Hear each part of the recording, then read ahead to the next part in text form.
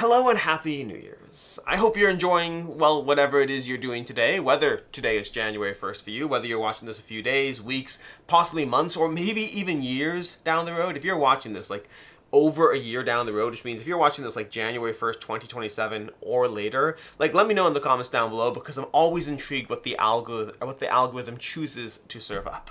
But all that's not really the point. Hello, I'm Alex Radcliffe from the YouTube channel BoardGameCo. That's this channel right here. And this is my State of the Channel 2026 video. If you are someone watching this video, this might be your first video on the channel, might be your 7th, your 700th video, you might have been watching me for 6 months, a year, or all 6 years. I've been doing this for 6 years now, which feels a little crazy. And the point of this video is kind of a little twofold. The primary audience for this video are people who found this channel in the past year. It's kind of a general, what is this channel all about? Which you may have picked up over the past year because you've been watching me for a year, or a month, or a week, or again, this might be your first video. But I always have to remember that not everyone has been watching me for 6 years, and sometimes it's good to give a general overview of what you can expect to see on BoardGameCo, of what this channel is, to tell you a little bit about myself, how I got here, the types of content you can expect to find, the things that might make this channel for you or not for you, potential biases, all of that we're going to cover in this video. If you are someone who watched my State of the Channel last year video, first of all, I'll link to it down below if you want to watch that, but honestly, this is going to be like, 75% duplicated content from that video. So if you did watch that video already last year's, you might want to just skip toward the end of this video because most of it is the same. There's not a lot of significant changes, some small, minor adjustments to things, but for the most part, this video is going to cover a lot of the same things with the slight adjustments to how things have changed over the year. And then from there, we'll go into my goals for 2026. That might be the part that's more interesting for you if you already watched last year's video. But with that said, we're going to be covering a few things. Timestamps is always down below. We're going to be covering how I got here. Who am I? What am I doing YouTube videos? Again, this is all helpful if you don't know my backstory, if you haven't watched last year's video, or if you haven't been watching me for several years. I'm going to give a short 2 to 3 minute overview of who I am, what I do, and how I got here. I'll be covering the types of content I do on the channel, whether this channel is for you or not for you, depending on the kinds of things that typically have worked. Like the benefit of getting a lot of feedback and comments, it means that I know the types of things that might make this channel good for you, and I also know the types of things that might make me not a channel that's the type of channel that you want to watch, which is totally fine. I'm a big supporter of the fact that you should find the type of board game content, or any content for that matter, that works for you. I'll be covering some of the potential biases, the biases. I'll be covering the biases that I have, or at least the ones that I'm aware of. I'll be covering general other things to be mindful of that may not count as biases, but the things that you should know again, the types of sponsored content we do on the channel, as well as my goals for 2026. Again, this is going to be the thing that might be the most relevant if you've already watched and are familiar with all of this. And so let's go ahead and get into it, starting off with how I got here.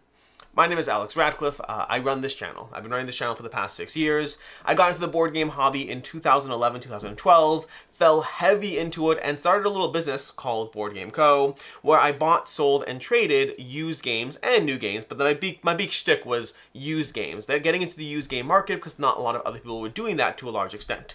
It was a lot of fun. It was a passionate side business for me. I had a day job, but it was a passionate side business for me for several years. I finally stopped doing it in 2022 after this channel started taking up more of my time, and I just couldn't juggle everything.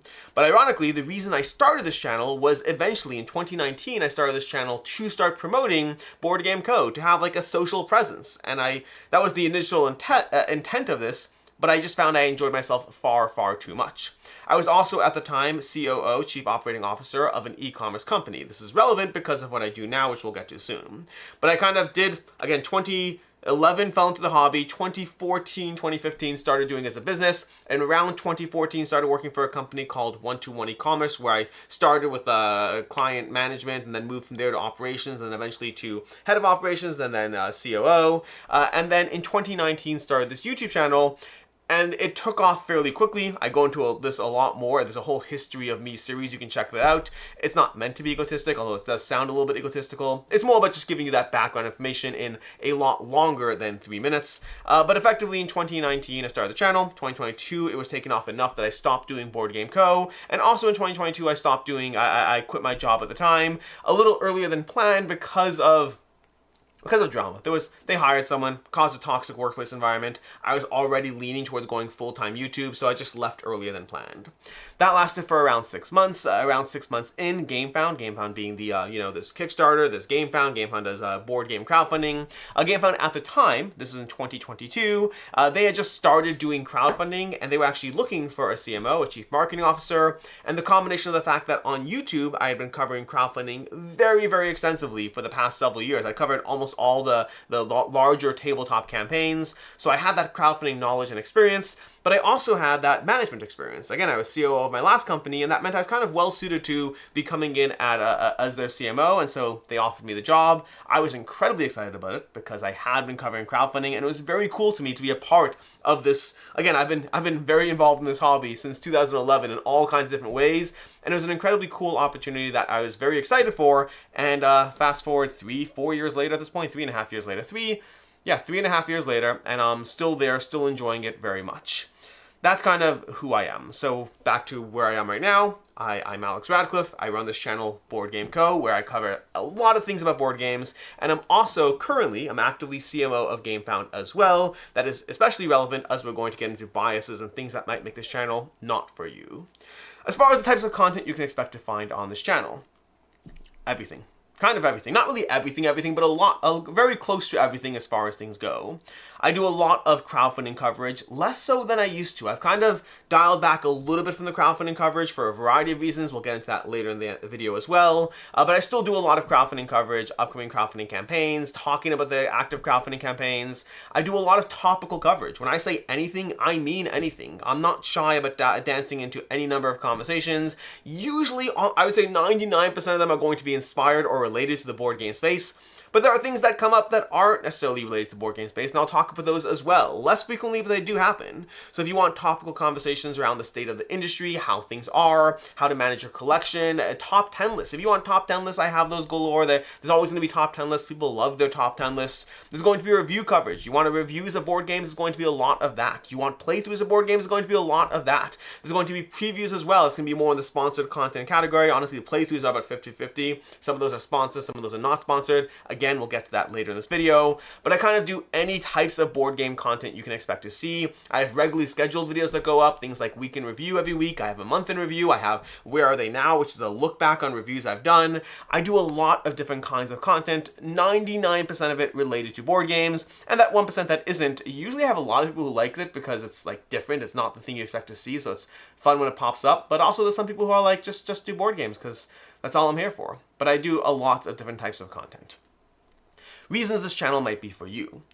First of all, if you want crowdfunding coverage, that's a big part. We do crowdfunding coverage. Oh, I have cats. I have cats now. So cats are a new thing this year. If you like cats showing up randomly on camera, that's a good reason why this channel might be for you. Lots of people have enjoyed it. Honestly, I probably should have updated my section because reasons this channel might not be for you if you don't like being interrupted by furry friends. This happens. I got 3 cats now, and they like showing up and interrupting the videos, you little monster. Also, I like my cats, and I'm not shy about showing it. But yeah, so crowdfunding coverage in general, opinions about everything. If you want opinionated content, I have opinions about everything. I get in trouble with my friends about it, honestly, where I have strong opinions. I like talking about things, and that means that comes through in the videos I do. It means that some of my favorite videos on the channel are my topical pieces because I like talking about things and I like telling you what I think. And I like engaging in the conversation around it. So if you like someone who's opinionated about a lot of things, that's true. If you want someone who's making things up as they go along to a certain extent, I don't mean life in general, although I also mean life in general, but I mean my videos aren't scripted. For some people that's a negative, some people that's a positive. If you just want me talking about the things that I feel with my opinions for better or for worse, dealing with scratching a cat's stomach because it showed up on camera and I have to deal with it, all that's going to be there. If you want generally balanced review coverage without hot takes, that's very much what I do. It's not exciting, it's not sexy, it is balanced review coverage without hot takes, in my own biased opinion, obviously. But what I mean by that is I don't lean into the negative and I don't lean into the positive. You won't see a lot of clickbait titles as to like 5 reasons you must take a look at this game now. Before you get this game, 3 things you need to know. You won't see clickbaity headlines in my videos because It works for the algorithm, but I don't like it. If you see clickbait, it's because I genuinely believe the content deserves that headline. That's why it'll be infrequent, but it will be there. But if you want, and additionally, when it comes to review coverage, I don't go into this is the best game ever, and I don't go into this is the worst game ever. The reality is, it's boring, but the reality is most games are pretty good, some games are great, and some games are pretty bad. You will not see spicy hot takes about how terrible a game is, and most games I cover will not be the best thing you've ever seen. The vast majority of my review scores, my most common review is a 3.5 out of 5. Also, by the way, I grade in a 5-point scale. Some people like it, some people don't, especially because I have 0.5s. Some people are just like, that's basically just a 10-point scale. You're not wrong. There's a reason I do it. I've talked in the past. We're not going to do it now. But either way, most reviews for me are a 3.5 out of 5, a 7 out of 10. That is the most common score I give, and it's not because I'm being kind to games. It's because most games are pretty good. My reviews all have a rating. My scores all have a rating. I encourage you to check it out in the reviews that you're watching. There's a very specific meaning that each number has, and that correlates to how I feel about things. Most games are fun, some games are really fun, and some games are more affected by cats jumping into the video than others. Reasons this channel might not be for you. If you want more B-roll, sadly that's not something I do, at least not yet. I've talked about this in the past, I'll talk about it in the future, but the short version is B-roll is not something that I am passionate about, so I don't personally do it, because this channel to me is something I do because I'm passionate about what I do. It's why I put up 10 to 14 videos a week, because I like what I do. And so it's not work in the typical sense. It is still work, don't get me wrong, but it's something I do because I want to do it. And B-roll is work for me. It's not the thing that I enjoy doing, and I have enough other responsibilities that I don't take the extra time to do so, unfortunately.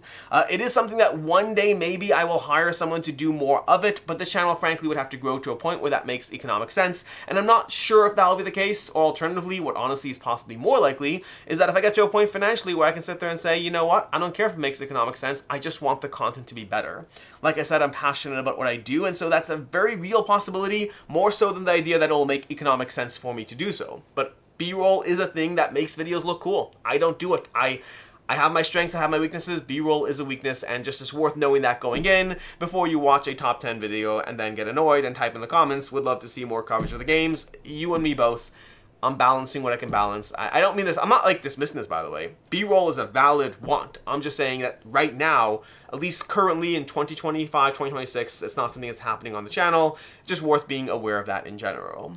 If you want deep dives on specific games, I do have some deep dive videos that I do, but the vast majority of the content I do is not going to be deep dives. It's going to be, here's my review, here's my playthrough possibly, here's my opinion. I will not be doing a full, I don't know, essay on the background or the history of the game. I will almost certainly not be playing the game 17 times and waiting 6 months before reporting out the coverage. There are some videos where I do that. I have a 12x12 series where I do that, but for the most part, you're getting content where I have played the game multiple times. Again, I've talked about this in the past, but if I call it a review, I played the game multiple times. Otherwise, it gets called a first impression. And so you will get playthroughs that are considered. You'll get reviews that are considered, but you're not going to get a deep dive on specific games, for the most part. If you don't like fast talking, that's something that for better or for worse, I do that in general. Honestly, this video is possibly a little bit on the slower side as far as my talking speed, but in general, I am a fast talker. It's something that I always try to be a bit mindful of, but at the end of the day, for every person that says I talk too fast for them, there's 3 or 4 that are like, thankfully, a YouTuber that I don't have to put on 2 times speed. So because it works for some people and not for others, I do keep doing it while trying to be mindful of it as much as possible. So I'm not, again, not trying to dismiss your desire. It is something that I do, I'm mindful of. Feedback is still always welcome there, because it's always good to have reminders that I don't get too fast, but I am a fast talker. If you want scripted content, if that rambling nature that I told you about, if that doesn't work for you, I get that. Some people want a very concise, very to-the-point take. Sometimes I repeat myself. I go a little bit in circles, saying the same thing at different times. Because of the fact that I'm not scripting my videos and I'm just talking through it, there's a little bit of a ramble to it, and it does allow for fun things that you might not get in a scripted video, off-the-cuff opinions that possibly I shouldn't have had or said, but it also does mean this is a drop of repetition, which is something, ironically enough, that I said 30 seconds ago. That's what I mean when I say there's not scripted content. So if you want scripted content, this channel might not be for you. And then lastly, and we're going to get into this into more detail, but if you have a problem with any of the potential biases that are at play, because I will list the biases that I think of or that I'm aware of, and if you have a problem with any of those, I get it. Again, this is not to dismiss them at all. Biases are always present. Biases come to you from a variety of different directions. But at the end of the day, if any of the biases I tell you about, or frankly, if there are any biases that you think I haven't told you about that you see down the road, those are good reasons to not watch that creator. Speaking of those potential biases, let's get into them. First of all, I work for GameFound. This is a fact. It is I'm CMO of GameFound. That means anytime I cover a game that's on Kickstarter, maybe I'm slightly more inclined to be negative towards it. Maybe anytime I cover a game that's on GameFound, I'm slightly more inclined to be positive towards it. I do not believe I am, but that's not how biases work, meaning that potential subconscious bias could be in play. I think if you look through my videos and my content and the things I'm willing to be very positive about for Kickstarter games and things I'm very willing to be negative about for GameFound games, I don't think you'll be able to see any bias in the actual content itself. But if you watch any one video, you might have that thought, and that's a thought you might not have to have with another content creator. You might not have to think that, Joe Schmo was being positive because it's a GameFound game, or vice versa. That is an absolute bias that is in play. It's just important to be aware of it, that is something that's there. And that involves crowdfunding coverage as well, not just reviewing a game. That involves crowdfunding coverage. I work for GameFound. I'm CMO of GameFound. That is something that you should be aware of. I personally do not believe it affects my content, but bias is bias, and you should know about it. We do sponsored content on the channel. And I'm not referring to the individual video itself, but I'm referring to the fact that if a publisher, let's insert a random publisher name, we're going to call them, let's just make up, let's say Ivy Studio, okay, because I'm an actual publisher. Ivy Studio is a company that has sponsored us to do gameplay content. We've also reviewed their games in unsponsored videos. But the fact that I have a sponsored relationship might affect my willingness to be negative about a game in unsponsored content. Again, I don't think this actually affects my opinion. For better or for worse, I've been willing to be pretty consistent about what I like, what I don't like, how excited I am about a game, and how not excited I am about a game. But at the end of the day, again, biases are subconscious, and you might be concerned about the bias, so just worth you knowing that in general, we do not do sponsored reviews. That's a choice we make. We don't do sponsored reviews, but I do review games with companies that have done sponsored content that wasn't for that video. And that is absolutely a potential bias. You should be aware of that. We are also sponsored by Allplay, which I should have mentioned at the beginning of the video. Thank you to Allplay for sponsoring this channel. Allplay, who makes the shelves behind you, they also make a lot of other games, and they work with a variety of publishers to distribute their games. So there's a lot of games that come under that umbrella. Obviously, the most direct bias will be an Allplay game, but any publisher who uses Allplay, you could make that same argument for that subconscious bias to be kinder towards someone who is sponsoring the channel. So first of all, thank you to Allplay for sponsoring the channel. Please check out the link down below to go ahead and check out their site, which will cover both their games as well as other games from a variety of other publishers.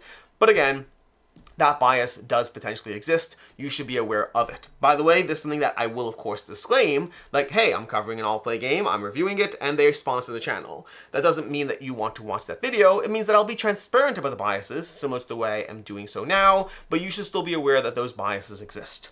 And then the last one is I always find this funny because the last one to me is the one that easily has the most impact on my actual opinion, but it's usually the one that is that people are least concerned with.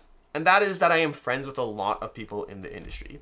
I'm going to mention Ivy Games as a good example over here, Ivy Studios. Ivy Studios has sponsored us to do playthrough content, and then we've also done review content. The fact that they've sponsored us has never once made me hesitate in the slightest before putting out my opinion, at least consciously. I can't speak subconsciously.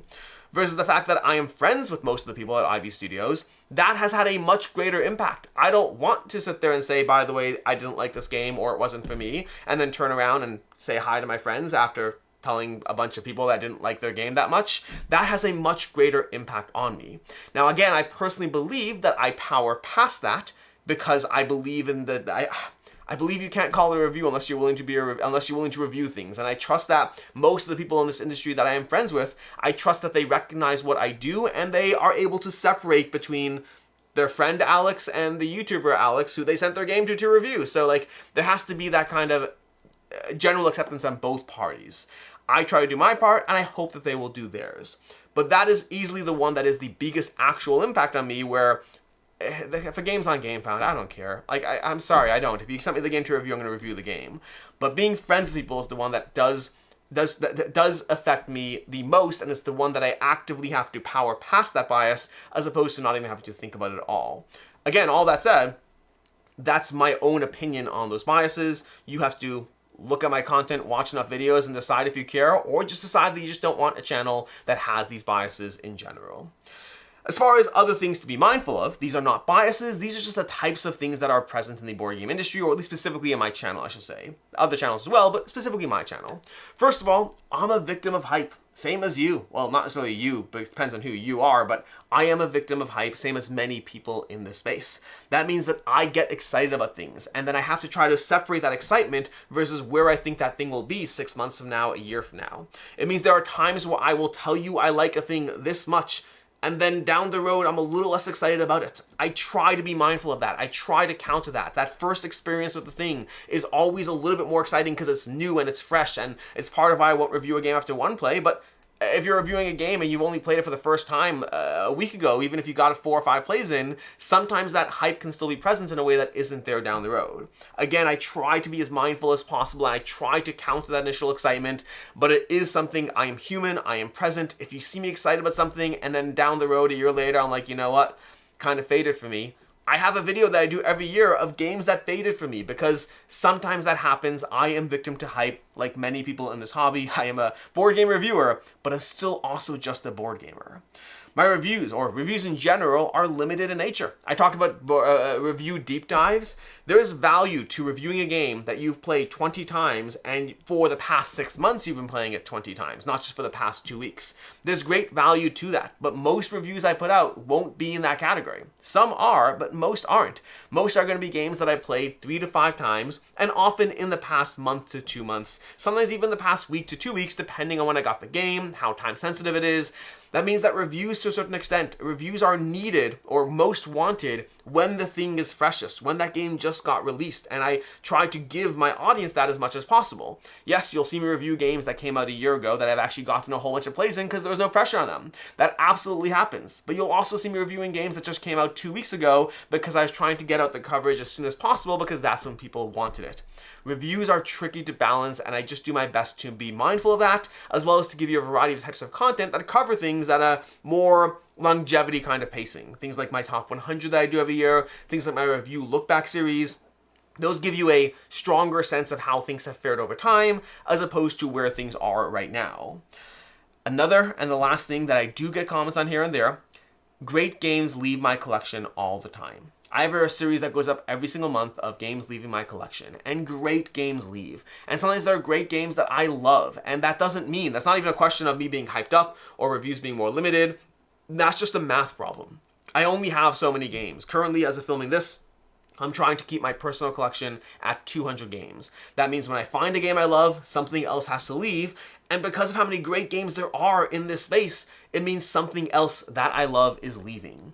Great games leave. They are not a reflection of my opinion of the game. I will tell you when a game is leaving because I've played it out. I will tell you when a game is leaving because my opinion has gone down over time. And I'll also tell you when a game is leaving because I'm just trying to make hard choices about a limited amount of time to play games and trying to balance which ones I think are the most likely to get tabled, which ones I'm most excited about, my group's most excited about, whether I have too many of that genre. I'll try to give you the reasons, but great games do leave. That is just a math problem with the nature of me playing hundreds of new games every year, finding dozens of them that I want to add, and that means dozens others have to go.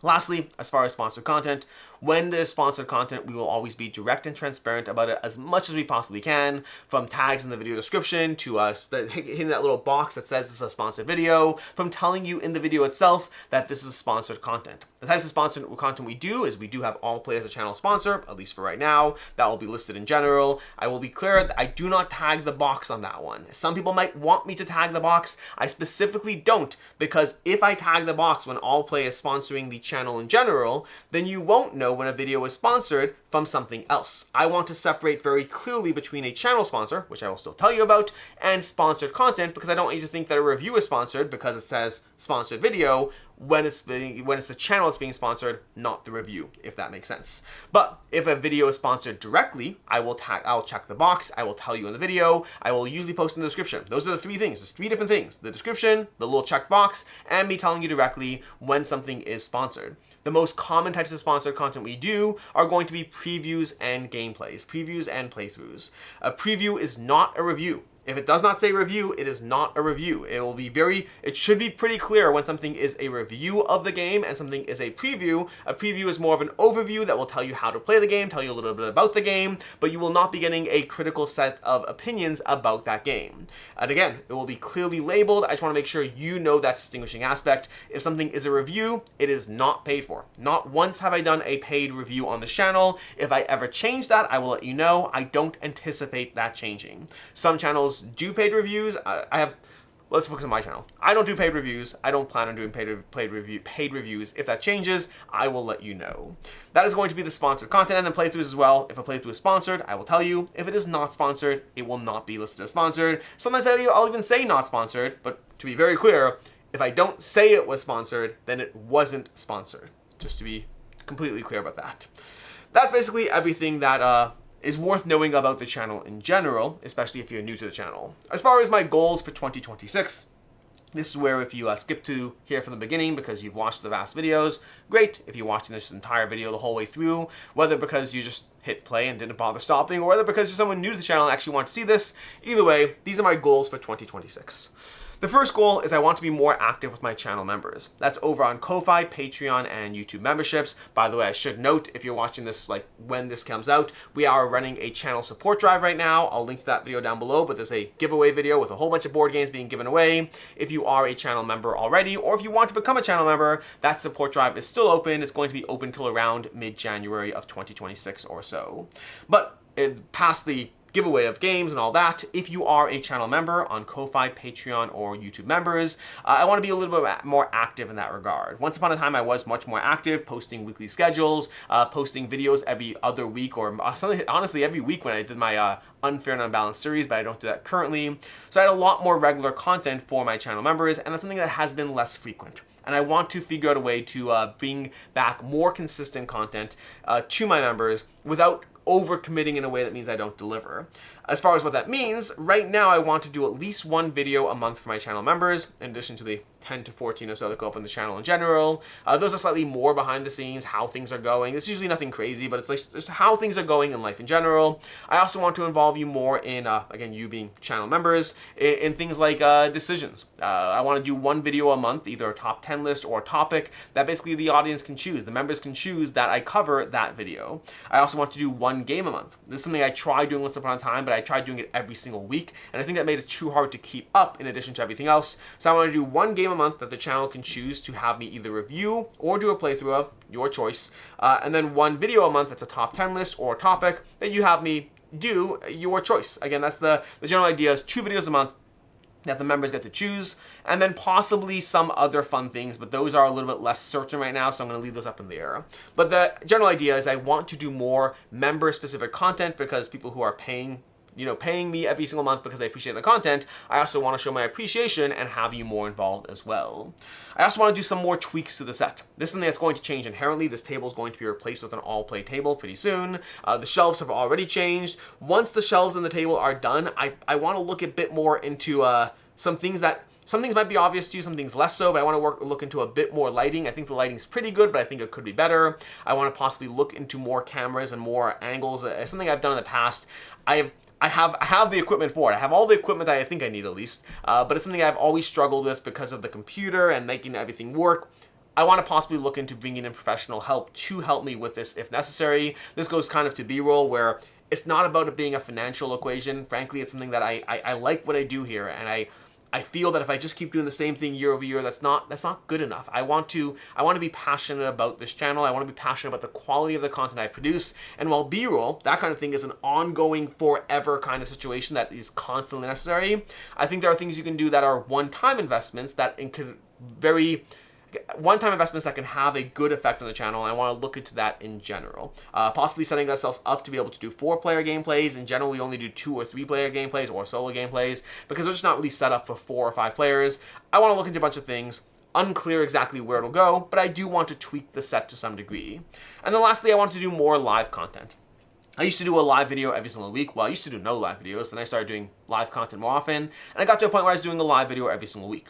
Over this past year, I definitely I pulled back a bit from that. We'll talk about that more in a second. And I want to get back to doing more live videos, but more live content that I didn't really do before. I recently did my top 100, and I did the premiere option for the last two, the 10 through 20 through 11 and the 10 through 1. And there's a lot of engagement, a lot of people in chat. I really appreciated that. I thought it was a lot of fun. I'm looking to do more premiere content or live content, and honestly, I want to do both and then see which works better for me as well as for you. But I want to bring more of that to the channel. Live top 10s. I've never once done a live top 10 that I can think of, and I think I want to start doing some things like that, experimenting with different other forms of live content and seeing what works for me and what works for you. And then lastly, as far as the live content I kind of mentioned, the last thing I kind of want to deal with is 2025. Towards the tail end of 2025, I definitely had a degree of managing burnout around the channel. Burnout being like, I'm not gone, I'm not whatever, but some things that I was doing on the channel were less exciting and harder to get to than they had been in the past. And I started to realize that I was starting to push myself in areas that in the past didn't feel like pushing myself, but it's starting to feel a lot more like the thing I was pushing myself to do as opposed to wanting to do all the time. And a big part of it is that there's different types of content that I do and different ways I approach that content. This is a video that will actually be going up pretty soon, sometime in the next few weeks, I imagine, about some small channel changes I already plan on making to address those burnout issues. Right now, I feel I have it under control, but I feel I am constantly. I feel 2026 to a large extent, for me, is going to be a year of managing everything I want to do here, while also finding focus and direction in the content I do to manage that burnout and keep it at bay. A big part of it is ensuring that I find joy and excitement and passion in the things that I do, and not that I just get into too much of a cycle and feel like I just have to do the thing because I was doing the thing. And again, I think I'm making good progress in that already, but especially if you're new to the channel, it's something you might see over the course of this next year of me finding that footing again to some degree, just to really listen, I love what I do. I love what I do, and I want to do it for the next 20 years, 30 years, 40 years. I want to do it forever. But a big part of that means managing the mental aspect of it to ensure that it's something that I do want to do forever, and not that something I want to do forever now, and in a year I want to be done with it. So managing that's going to be part of this next year as well. That is basically my state of the channel for 2026. Once again, Happy New Year's to everyone here. If you are new to the channel, if you found the channel this past year, awesome, great. I'll be back with a new state of the channel in 2027 that once again will rehash a lot of this information, plus having the most up-to-date as far as changes, things, whatever, figuring it all out. And if you're someone who's been with me for 2 years, 3 years, 5 years, or fully 6 years, it's been 6 years, December 9th, I want to say, December 9th, 2019, or December 18th. December of 2019 was when I did my first video on the channel. If you've been with me anywhere near that long, thank you for sticking it out this long. I really appreciate it. And until next time, I'm Alex Radcliffe from BoardGameCo. I hope you enjoyed this video, and as always, I hope you have a good one.